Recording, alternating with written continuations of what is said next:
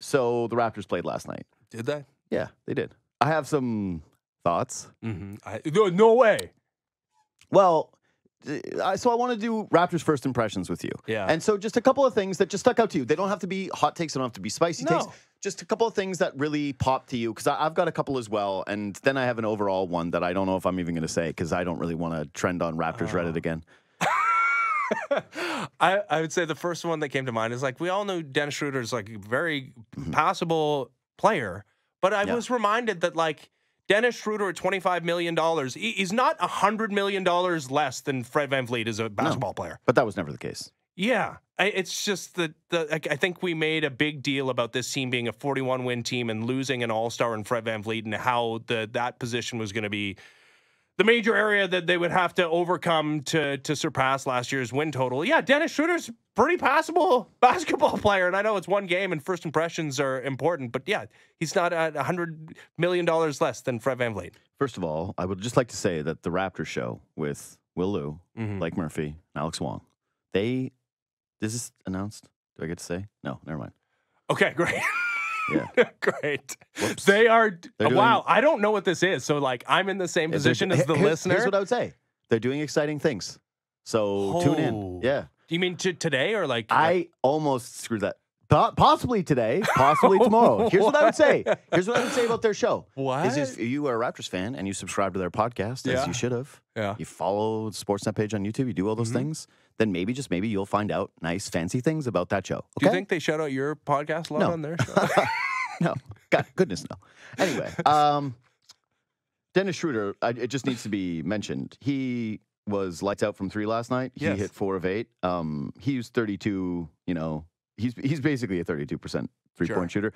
So I do think that a little bit of last night's excitement was, wow, this guy really did knock down all his shots. But he's very quick. He's a very good on-ball defender, which is something that Fred VanVleet did very well, but he's a little bit bigger at it. He's got great hands, and it looks like he's carried over some of the momentum from the World Cup of Basketball, where he was brilliant. He was the MVP. He led his German team to the actual win. And he looks like a guy who played a ton of basketball in the summer, right? He looked fresh. That Wolves team looked terrible. And the Raptors kind of scraped and clawed to beat them. And I'm not trying, this is not a takeaway excitement thing. I agree with your Schröder take, is that I like Schröder. I think there's a lot to like there. But the Fred VanVleet play as to why he got so much money is helping that team start to win more basketball games. I think that they are of the belief that he is going to facilitate that, even though they got smoked in game 1. By the Magic. Yeah, but I think the Magic are going to be pretty good this year. But I know, hold we've on. been saying that for a while. The Schröder experience, I think, is going to be very up and down in terms of it. When he's shooting that, like he did last night, you're going to love Schröder. You're going to look at the stat sheet, and you're going to say, that's awesome. The nights where he's shooting it poorly and he's kind of bricking a bunch of shots, you're going to say, it's true of a lot of players. It is, but my point is just like he's a career essentially 33% guy, and he's a wide open looks dude. He'll fit right in. Yeah. Here's my first impression. What I really loved is the ball movement thing is very clear. It's not going to stick the way that it has in years past. And it seems anyway that the whole, hey, this is like the one byproduct of Fred leaving is that there's less stickiness. Fred VanVleet was a pretty sticky player with the basketball at times, and he could dribble the ball really late in the shot clock and have those heaves. He would try to create for himself oftentimes. Felt like there's been a couple iterations of this team where Pascal Siakam has tried to be the quote-unquote man, and there's been a lot of emphasis on that. And I will say, if there's a Raptors first impression for me, it's that the ball movement thing is real, that they keep preaching it, they're talking about it nonstop, but that it also didn't feel like Siakam's team anymore. Like, it doesn't feel like that's as much of a story going into this year as it did in years past. And for a guy that's in a contract year, like Scotty Barnes came out and he stuffs the stat sheet. The main thing was the 5 blocks and the 2 steals. He was brilliant defensively. He's really showcasing that new 3. He took a bunch of them and he knocked one down that was really pretty nice. But you can tell he's been working on his jump shot all season long. He's got the right attitude. He had the ball a lot in his hands. I felt good when the ball was in his hands. And then the Raptors pieces all just sort of fit together. And Siakam did a good job too. And it wasn't his best night from the field. But I didn't feel like a bunch of threes though too. I didn't feel like it was as heliocentric as years past with Siakam, where it was, hey, everything's running through him, everything's running through Pascal. Just kind of felt like everybody was getting their opportunity, but it was most notable when Barnes and Schröder had the ball. That being said, you can't make chicken salad out of something that isn't chicken salad in the half court, right? Like, and maybe it's going to get better. Like, eventually they're going to start making those chippies at the rim because holy cow, how many around the rim shots did they miss? It felt like a bunch yesterday as well. Yeah, I will say though that if we're doing the deserve to win-o-meter based on which team just looked horrendous from their offense, like how many shots? Karl-Anthony Towns, I think, was 2 of 10 from 3, and he had some moments in that game where he's just like midway. The weird thing about having Rudy Gobert around the rim is that it's like you think there's like a lob there always, and so it feels like some of those guys get stuck between, am I shooting a floater or lobbing it to Rudy? And there's you just think it's distracting? Yeah, there's like 4 or 5. Go run the tape. There's like 4 or 5 moments in the game where guys are like, shoot. It's like miss enough that it's an air ball. And they're just an assist. They're a clumsy group. And it's well, quite, at least they're not as heavily leveraged into being good right now. Yeah, exactly. No, it's not like they gave up all their picks for the guy that, and Walker Kessler. And the guy who I look at Rudy Gobert and go, yeah, no, this is definitely worth not even 1 first-round pick. Like, he's just dogging it out there. Yeah. He's a dog. I would say I wanted to talk to you about a little bit about Wembanyama. Of like athletes have been mostly like when Wembanyama got hot last night in the 4th quarter and he pours in 5 in a row. He hits a 3 and then he hits a shot from the left corner and you go, whoo. This is spicy. And all of a sudden they're tied, right? They come back from down 5 and then Luka Doncic goes off and I'm like, damn, we're going to have these 2 guys in the state. And look at this French absolute phenom, right? In Wembanyama. It's the first game in the NBA. It's a little underwhelming from what we expected because it's like 15 points, but there's like that moment, right? Yeah. There's a couple of moments in the game where you just see those little flashes and you go, this is so unbelievably exciting. Rudy Gobert is the exact opposite end of the spectrum. It's 2 7-foot French guys for me where I get the exact opposite feeling watching them play. One is just pure unbridled excitement. Yeah. The other is just, you dog. Like it is. Chan. I can't. Who's a worse athlete to watch than Rudy Gobert? Like if you told me, if I said I came to you today and I was like, hey, your team has traded multiple first-round picks and assets, and they have acquired player X. Who's the worst name you could hear that for? Like, it has to be realistic. Like, it can't be, hey, they gave up multiple first-round picks for, the rights to somebody. Yeah, Malik Willis is who he just used in his ear because he's a Titans fan. Also. Right. But you know what I'm saying here, right? Like, someone's fairly realistic. Like, Rudy Gobert is at the lowest end of the And he player. got the most. Yeah, no, it's insane. I mean, look at the trade packages given up for some of the superstar players outside of him. After him, it hasn't been close to what the Timberwolves gave up to the Jazz. Oh, it broke Masai. Yeah. Because Masai saw that trade and he was so jealous of it. I can outdo it. Yes, he went, I need to have that. How do I get those? Give me that. Yeah, and then the rest of the NBA went, whoa, we're not doing anything like that, Masai. And he said, well, I want 84 draft picks for OG Anunoby. And they said no. Yeah. And now his brain is broken and he's never been able to recover. It's true. He's never been able to recover from seeing that Rudy Gobert trade because that's all he's ever wanted was to destroy a team in a trade that badly, right? That's been Masai his whole career. I want to destroy. He's not the guy in your fantasy league that sends you the fair trades where you go, he's the guy in your fantasy league that sends you the trade where you immediately just get offended and don't want to talk to that person for a week because it's just, it's insulting to your intelligence. Anyways, other Raptors first impressions for me is no Grady Dick. Yeah, it was nice, though, that Darko gave the fans the 2 minutes, right? Because that's purely what it was. It's like, I don't think you're going to see this game tomorrow, this guy tomorrow against the Bulls. Like, I felt like that it was a guy that was on the fringe of the rotation during the preseason. Okay. I think he's going to have to earn his way into the rotation. If that's going to happen, it's going to be in a couple of weeks. But I thought he gave the fans an opportunity to see Grady Dick, and certainly that would have been a major talking point if he didn't make an appearance at all, and he got the biggest pop, and then had the reverse layup attempt that didn't go, and got an assist, which I don't remember. But I thought that was, if in fact Grady Dick is not part of the rotation, was a nice little give back to the Raptors fans that he made an appearance at all. So Darko has said that they want to be a 10-man rotation. Yeah, it was a 9-man rotation. Well, Grady was the 10th guy to get in with the 2 minutes. It was a tight ball game. I didn't think that he would be the 10th man. I guess the Jalen McDaniels signing may have pushed Yep. the Raptors' first-round pick, the lottery pick. If you were, my only point is like, you want me to do the thing that I was going to say is going to get people pissy on the Raptors Reddit? Why would you be afraid of Raptors Reddit? I'm not afraid of it. It's just the first game, and I can understand why people would get pissed at this. But let's be honest here. Like, I was watching that Raptors game last night, and I went, this feels very familiar. Okay, the ball's moving, but ultimately, I'm not looking at these guys going, boy, I think they're really going to just destroy expectations this season. It's just like, oh, yeah, no, they look like a middle-rung team that's struggling to beat a Minnesota group that is missing one of their best 3 guys, has 0 depth just like the Raptors, is playing on the road, and has Karl Anthony Towns shooting as poorly as he possibly can, with Rudy Gobert just doing nothing positive. Just, like, even, I'm like, you're the depoy? You were depoy? Because you... don't look like a... I mean, Scotty finished around him at the rim, like, with dude, everybody did. Everybody did. Everyone was like, you're down there? Who cares?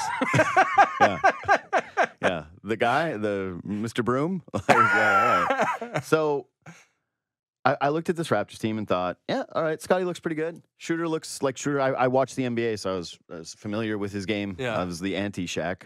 OG looked solid, had a good game. Siakam's going to play better. They're going to have nights where I think that they match up well against other teams. But overall, I think that for a lot of us watching the Raptors, you're not just going to buy in immediately to this group because it's going to feel very familiar with the team. And you're going to say, all right, like I went down this road before and we kind of know what the ceiling is and what is the direction. Because it's not that they can't win games and it's not that they don't have talent. It's that what is the overall goal here? What is it that you say you do here in terms of moving forward, right? What is the next step for this team? That's the question that we want answered. And so it's going to take a little while for people to, it's going to take a little while for the Raptors to earn the trust, I would say, of just diehard, I can't wait for Raptors games fans. Basically, my mom, right? The equivalent of the Chargers fan that's there just like freaking out. Like my mom sent me 82 texts last night about the Raptors. She's upset that the Raptors broadcast has a smaller desk than the hockey broadcast. Like, this is how much she loves the Raptors. She's like, I don't really understand why this has to be the case. I was like, I've never thought about this once. It is an interesting. But yeah, anyway. She's like, and now I am thinking about it. How come like, there's not a four-person desk at halftime? Anyway. It's going to take a while for people to really ramp up some version of excitement for this team. It's going to take some phenomenal Scotty Barnes, him and Siakam seamlessly fitting in together, them winning, going on a red-hot streak, Schröder looking great, all these different things. One of the pieces that you were most looking forward to was seeing Grady Dick. Of course. And so just from an entertainment standpoint, from a pure entertainment standpoint, it's pretty disappointing to see him behind Jalen McDaniels, who, by the way, I think is a fine player, but... 3 from 3. I think he's a fine player, but I don't think Jalen McDaniels someday we're going to look on this one and say, boy, I can even, and Jaden is the better one, who's his brother that plays for Minnesota who wasn't there, and I'm going to screw this up forever, so I'm sorry if I call him Jaden McDaniels. He's Jalen. I just don't, I'm not excited to watch him play. It's like, fine. It's fine to have him there. I want to see Grady Dick, and Yeah, I think you will. I don't feel sad for saying this. I don't feel bad. It's one game, but I want to see...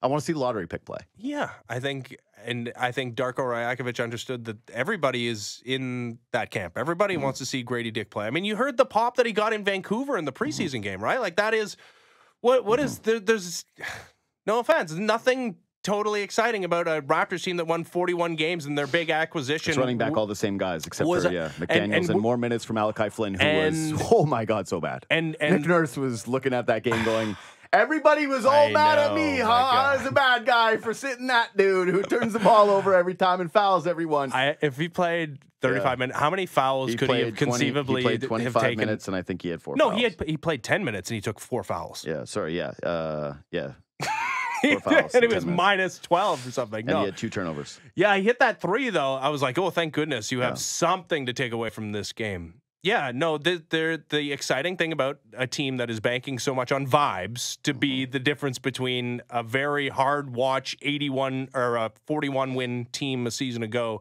and this team, the one exciting thing is the first round pick that apparently the Portland Trailblazers thought was quality enough to be not the centerpiece, but like had to be part of any kind of trade for Dame Lillard. Yeah, I know. In hindsight, the Dame Lillard stuff feels kind of stupid to me, especially afterwards where they were like, he wasn't coming to Toronto, every insider. It's like, hey, it's cool that they said that, but they were totally using you for leverage, just like Toronto always is essentially used for leverage, especially in baseball signings. That's the #1 spot. But yeah, I hope that we end up seeing more Grady Dick. I think you will, but I don't know if it'll be early on this season.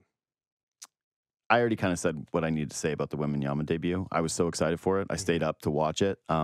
He delivered on he's the best player to watch because you can sit there with anyone, right? You can sit there with anyone who doesn't watch sports and say, hey, you see how everyone out there is like between 6'4" and 7 feet tall? And he's a foot taller. And then look at him.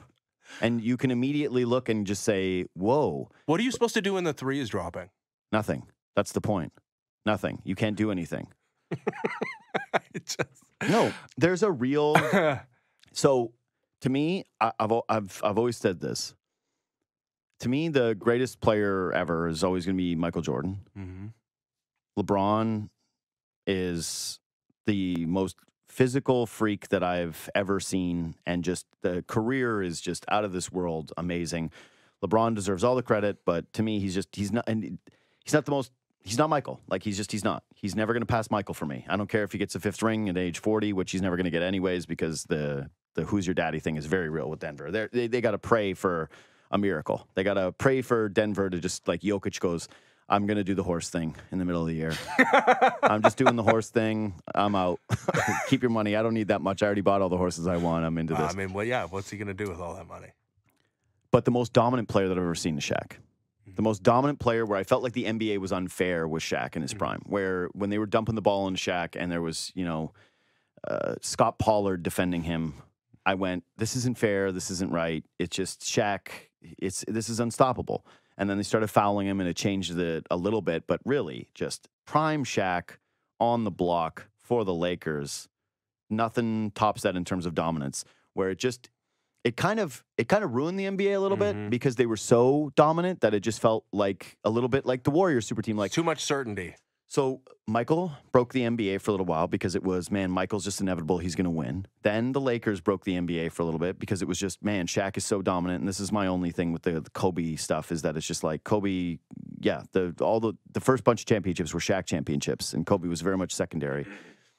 Then there was a period where it felt like the Warriors broke the NBA, and it was because they stacked the team so drastically. Like, it was too many good players on one team, and you went, this isn't fair. We thought the NBA was going to break when LeBron went to Miami. We had a moment where we all panicked, but then that team didn't really pan out as much. They had a couple of years. They had the win streak. There was some moments of it, but it wasn't the same feeling, especially since they got humbled immediately by a Mavericks team that the second best player is debatable on, right? Mm-hmm. So the third time the NBA felt broken to me was the Warriors team. Now, Wembanyama, to me, has the potential to do this again, where for the exact reason you just said, which is if he can be healthy and he can maximize his potential, it just feels like he is going to be unfair, where you're going to watch some of these games and say, it's not fair that those guys have that. It's not fair that there's a 7'5" guy who's blocking all the shots. Like, did you see that little moment with Kyrie, too, where he gets Zach Collins in isolation, and he goes, oh, my God, why are you here? I'm Kyrie. You're big 6'10" white Zach Collins. You move like a glacier speed. Crossover time, woo! And then all of a sudden, out of nowhere, like Jaws, it's just out of the water. No, it's amazing, like, how far away from, like, jump shots he is, and then it's being deflected. Out of nowhere. He just comes and deflects the Kyrie shot, and you say, this is insane. I feel like he has the potential to break the NBA. It's not going to happen this year, obviously, with that Spurs team with 8 guys who you've never heard of before, Doug McDermott and Vassell, Vassell, but who I can always call Vassell. But it could happen. He could be a sport ruiner. Like, he could be a sport ruiner. 5 years from now, don't be surprised if this guy is ruining the sport for you, where you don't even want to watch it because you go, yeah, I get it. He's way too good. Yeah, the health thing is the major thing, right? Despite the fact that he does all kinds of plyometrics, right? He's very, and he doesn't weigh a ton for a guy that's 7 feet 5 inches tall. But yeah, that also could work in his detriment. And I guess got in foul trouble yesterday as well. So, like, got to stay out of that. But yeah, it's his first game. Yeah. It was still 3-5 from 3. Yeah, no, I don't. That's the thing that seems like ready-made. It's like the guy's a dead-eye shooter. Yeah, I do not know what you're supposed to do. He could be the new Shaq. He could break the NBA in terms of the feelings of unfair. Or to put it in Raptors terms, if you didn't watch Shaq, Remember how you felt when LeBron was on the Cavs and he was spinning his ball and he was taking sips of beer, fake, having fun with the Raptors? That's how it might feel, but for everyone all the time. They pushed that team to 6 games. How dare you in an Eastern Conference final? Yeah, no. Raps, those are pleasant memories. No, really, Bismack Biyombo, that was a great memory. The rest of it, not so much.